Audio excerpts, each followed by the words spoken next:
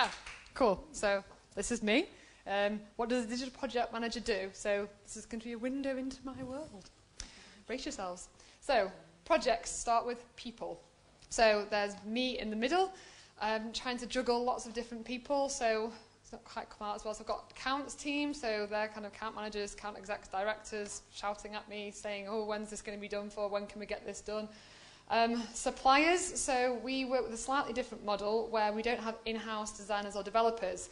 So it makes my role as a project manager slightly more complex and challenging, where we then brief out our network of freelance suppliers, so developers, designers, illustrators, all kinds of people. So I've then got to match the right project to the right supplier, while also managing client expectations. So again, they might want something quickly. Well, how quickly can I mobilize a supplier? And also the nagging thing that's always in the back of your mind around finance. So it's not just about keeping the accounts, clients and suppliers happy, but also trying to make our FD happy as well. So there's lots of people trying to balance at any one time. So a little bit of an insight into the lots of people, which also leads me on to relationships. So the little kind of clue there is the piggy in the middle, which is me all the time. So again, trying to keep people happy, juggling kind of conflicts, resolutions, deadlines, all that kind of thing.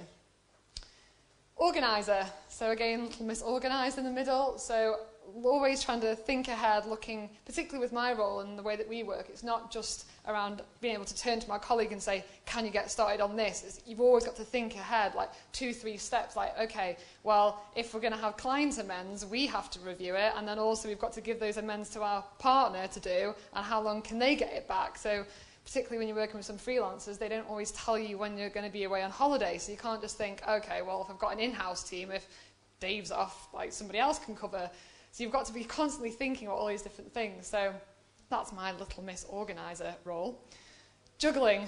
So again, while you've got all these different clients, suppliers, everyone that you're trying to manage, you've also got to manage multiple projects. So again, some of them can be longer term projects, so say like a website design and development, you can be looking at 3, 4, 5 months, in amongst small little bitty projects. So we do a lot of email marketing for clients, so again, they can kind of come in within 2 days and you've got to be able to turn around it, get it all kind of coded up, like typeset, everything else dropped in, and then get that batched out. So you've got varying demands that clients say they'll come back with feedback on such a day, and then the one day they decide to come back, you've got something else going on. So you've got to be really kind of adaptable and flexible, that as and when things come in, you've got to drop and move on to something else. So I'm kind of getting quite good at kind of keeping a few balls up in the air, which with the name Rachael Ball is always quite a kind of funny one to play on.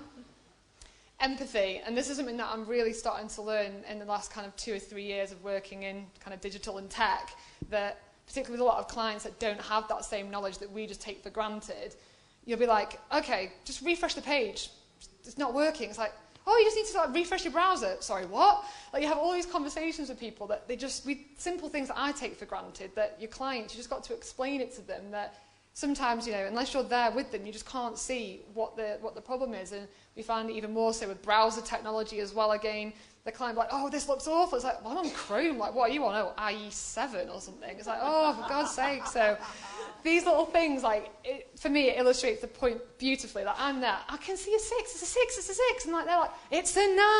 It's like, until you kind of take that step back and think, okay, what else is going on here? And as a project manager, that's something that I'm having to learn, and I'm growing all the time, that just questioning and probing and not being quite as bombastic as I used to be, like, well, this is the only way. So slowly trying to be a little bit more, have a bit more empathy with my kind of suppliers and partners and clients.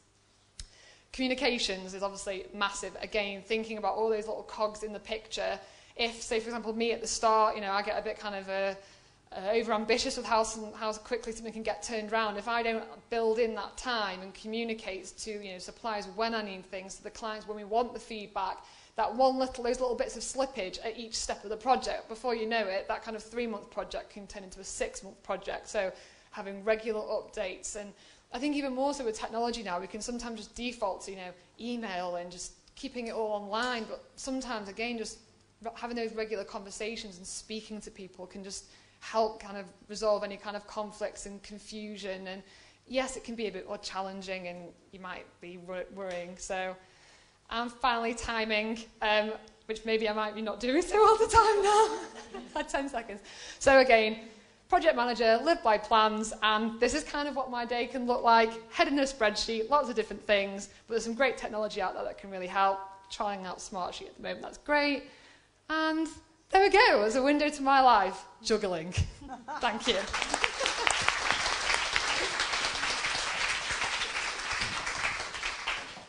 Thank you very much there, Rachel. We